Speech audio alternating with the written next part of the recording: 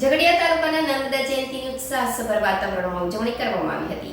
નર્મદા કિનારાના નર્મદા ઘાટ ઉપરાંત તમામ આશ્રમમાં ભંડારાનું આયોજન પણ કરવામાં આવ્યું હતું। ઝઘડિયા તાલુકાના પવિત્ર નર્મદા કિનારાના તમામ ગામોમાં નર્મદા પ્રાગટ્ય દિનની ખૂબ ધૂમધામથી ઉજવણી કરવામાં આવી હતી। નર્મદા કિનારે વસેલા તમામ ગામોમાં, મંદિરોમાં, આશ્રમમાં નર્મદા ઘાટ ઉપર સવારથી જ વિવિધ કાર્યક્રમોના આયોજન કરવામાં આવ્યા હતા। નર્મદા પૂજન, સામૂહિક આરતી ઉપરાંત મોડી સાંજે નર્મદાના પવિત્ર જળમાં દીવડા તરતા મૂકી પૂજન કરાયું હતું। નર્મદાના એક કિનારાથી સામે કિનારા સુધી માતાજીને ચુંદડી અર્પણ કરવામાં આવી હતી। મેકલ પર્વત ઉપર ધ્યાન પર બેસેલા મહાદેવ શિવ શંભુના શરીર ઉપરથી પરસેવા સ્વરૂપે નીકળી પૃથ્વીને પવિત્ર કરતી અને જેના દર્શન માત્રથી મનુષ્યને તમામ પાપો મુક્તિ મળે તેવી પુણ્ય સલીલા માં નર્મદાજીના પ્રાગટ્ય દિનની ઝઘડિયા તાલુકામાં ખૂબ જ ઉત્સાહસભર વાતાવરણમાં ઉજવણી કરવામાં આવી હતી। ઝઘડિયા મઢી કિનારે વિદ્વાન શાસ્ત્રી બાલકૃષ્ણ પુરોહિતના સુપુત્ર વાસુદેવભાઈ પુરોહિત દ્વારા મંત્રોચ્ચાર કરી જયેન્દ્રસિંહ ગણપતસિંહ પરમારના પરિવાર દ્વારા યજ્ઞ કરવામાં આવ્યો હતો।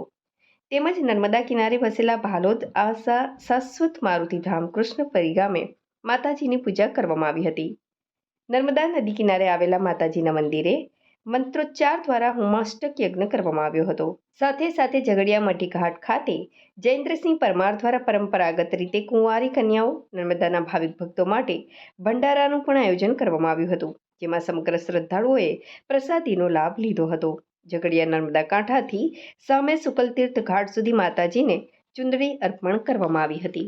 પુણ્ય સલીલા માં નર્મદાના તટ ઉપર ઘણા વર્ષોથી નાના પાયે આ એક યજ્ઞ ચાલુ કરેલો। એ યજ્ઞ આજે લગભગ મારી હયાતીમાં 35-40 વર્ષ થયા। એ પહેલાં ગણપતસિંહ માનસિક અહીંયા ગાડી હતા, એ ધીરે ધીરે યજ્ઞની શરૂઆત કરી હતી।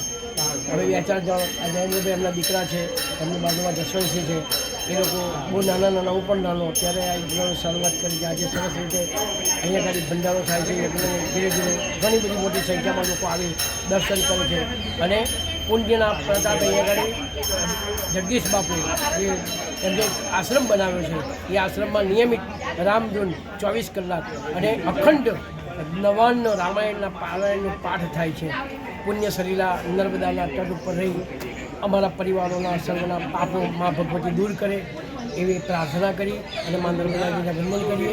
એ માં નર્મદા સમસ્ત પરિવારનું કલ્યાણ કરી સર્વની કાર્યો સિદ્ધ કરે એવા આજે પણ નર્મદાએ આગળ કર્યો છે અને આજે પણ ભંડારાનું આયોજન કર્યું છે અને મોટી સંખ્યામાં ઝઘડિયાના ઘણા બધા રાજપૂત સમાજ, વૈષ્ણવ સમાજ અને આજુબાજુ અને દિલ્હીથી પણ આ ભાઈ પધાર્યા છે।